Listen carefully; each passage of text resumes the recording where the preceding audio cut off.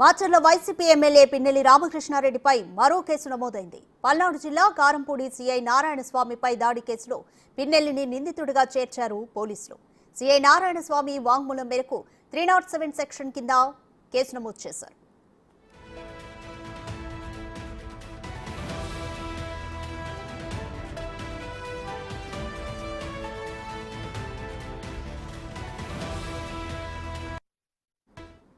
Macherla YCP MLA Pinnelli రామకృష్ణారెడ్డిపై మరో case నమోదైంది. పల్నాడు జిల్లా కారంపూడి సీఐ నారాయణస్వామిపై దాడి కేసులో పిన్నెల్లిని నిందితుడిగా చేర్చారు పోలీసులు.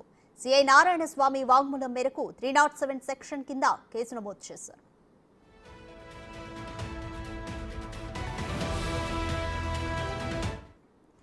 మోర్ డీటెయిల్స్ మా ప్రతినిధి మల్లికార్జున్ అందిస్తారు.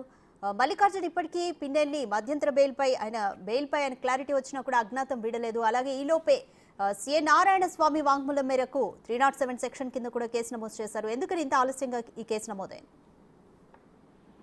రాధిక, ఏదైతే ఉందో పిన్నెల్లి రామకృష్ణారెడ్డి మాచర్ల సిట్టింగ్ ఎమ్మెల్యే, ప్రస్తుతం వైసీపీ తరఫున కూడా మాచర్ల నుంచి అభ్యర్థిగా కూడా పోటీ చేస్తా ఉన్నారు.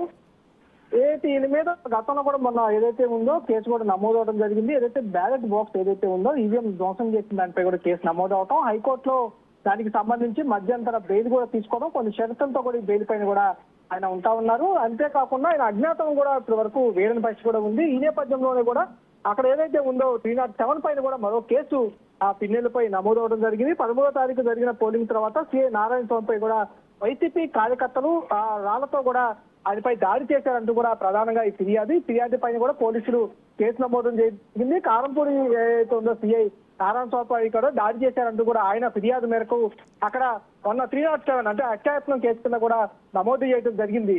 Radhika, thank you Mallikarjun.